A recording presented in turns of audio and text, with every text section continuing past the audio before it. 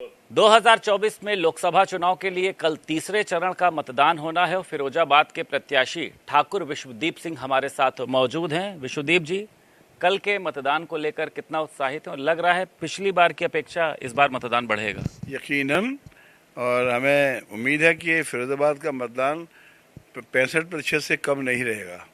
और इतना अगर मत प्रतिशत होने वाला है तो आप ये समझ लीजिए कि भारतीय जनता पार्टी अपने प्रतिद्वंदियों के सामने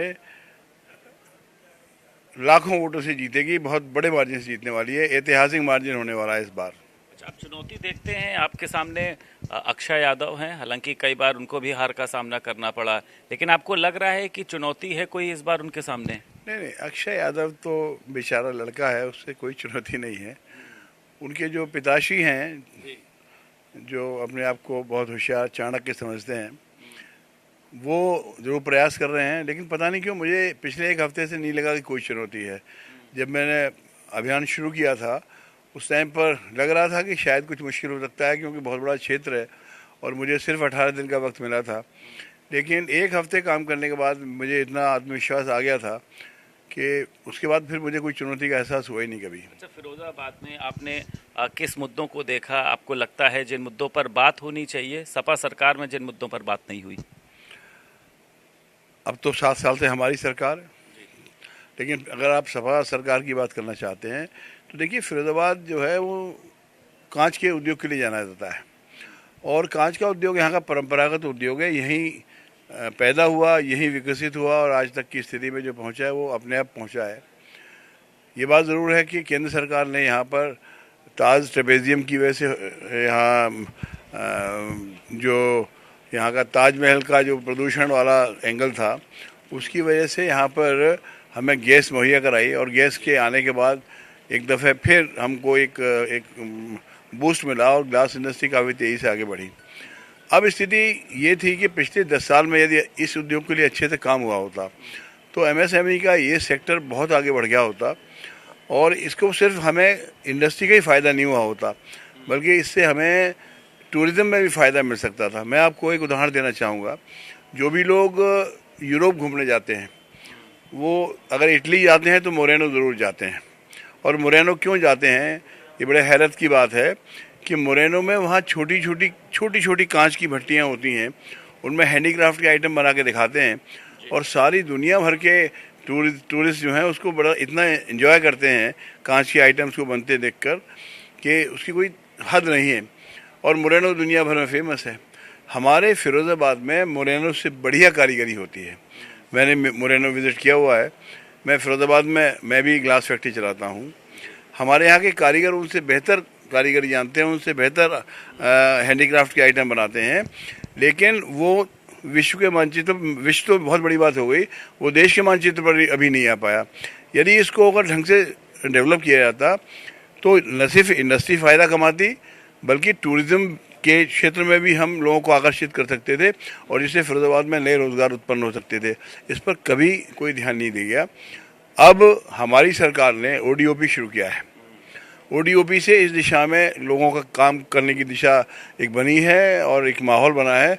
अगर मुझे मौका मिलता है तो मैं सबसे पहला प्रयास यही करूँगा कि यहाँ की जो इंडस्ट्री है उसको ऐसा माहौल मिले कि वो नर्चर हो सके, वो और डेवलप हो सके, और हम लोग इसको टूरिज्म के मानचित्र पर भी ला सकें। आपकी सरकार पर जो आरोप लगते हैं, हालांकि शिवपाल सिंह यादव ने आरोप लगाया कि बदायूं में किस तरीके से आप लोगों के जो तथाकथित गुंडे हैं वो प्रयास कर रहे हैं, वो थानों को घेरेंगे पूरब से लेकर पश्चिम तक। आदित्य यादव भी एक थाने पर पहुंचे, इसको आप किस तरीके से देखते हैं?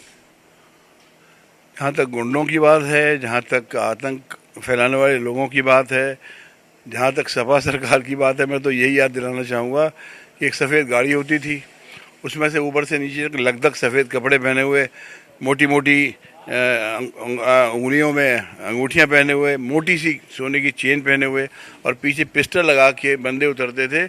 वो माननीय कार्यकर्ता, तथाकथित कार्यकर्ता होते थे समाजवादी पार्टी के। ये उन्हीं लोगों का काम है। आपको शिवपाल जी ने किसी विशेष मकसद से ये बात कही है और शिकायत की है, यहाँ भी ये काम चल रहा है। वो उनका एक रणनीतिक प्रयास है ये साबित करने का कि प्रशासन सही काम नहीं कर रहा है, जबकि है इसका उलट। हम लोगों ने भी आज चुनाव आयोग को 3 कंप्लेंट भेजी हैं। कहाँ कहाँ हमारे लोगों को धमकाने का काम किया जा रहा है, कहाँ कहाँ हमारे लोगों को हतोत्साहित करने का काम किया जा रहा है। फिर ऐसा हो रहा है, फिरोजाबाद में ऐसा हो रहा है, और वही कर रहे हैं जो सपा शासन में उनके तथाकथित कार्यकर्ता थे। अच्छा, राहुल गांधी एक बार फिर से अखिलेश यादव के साथ में है। अमेठी रायबरेली से चुनाव लड़ने की लगातार चर्चा हो रही थी, अखिलेश यादव भी साथ में। लग रहा आपको ये जोड़ी जो है इस बार कुछ कमाल कर पाएगी? प्रियंका गांधी भी अमेठी में लगी हुई हैं स्मृति ईरानी को हराने के लिए। बहुत अच्छा आपने चुटकुला सुनाया, मुझे बहुत अच्छा लगा। इन चीज़ों को सीरियस लेने की जरूरत कहाँ है? आपको लगता है कि कौन जोक है? आप किसके ऊपर जो है वो केंद्रित करना चाहते हैं? मुझे लगता है ये दोनों ही जोक बन के रह गए हैं। अखिलेश जी बातें करते हैं उत्तर प्रदेश की, और उनके जब जो सांसद होते हैं वो सिमट जाते हैं एक 4 पहिए की गाड़ी में। इस बार मुझे लगता है कि 2 पहिए की सवारी पर सवार हो जाए उनका जो संसदीय दल बनने वाला है वो। विपक्ष को भगवान राम से दिक्कत है। कांग्रेस पार्टी ने अपनी एक प्रवक्ता जो है उनकी राधिका, उसने भी इस्तीफा दे दिया कि मैं भगवान राम के दर्शन करने गई थी मेरे साथ। उसके बाद पार्टी के कार्यकर्ताओं द्वारा अभद्रता की गई, आलोचना की गई। मैं इस मामले में क्या कहूँ, पर मैं तो यही कह सकता हूँ कि हम लोग तो राम भक्त हैं, और मैं तो यकीनन राम भक्त हूँ और हनुमान का भी भक्त हूँ। और हनुमान का और अक्षय कुमार का प्रसंग आपको मालूम है, उसमें जो हुआ था सुंदरकांड में, कुछ ऐसा ही फिरोजाबाद में भी होने वाला है।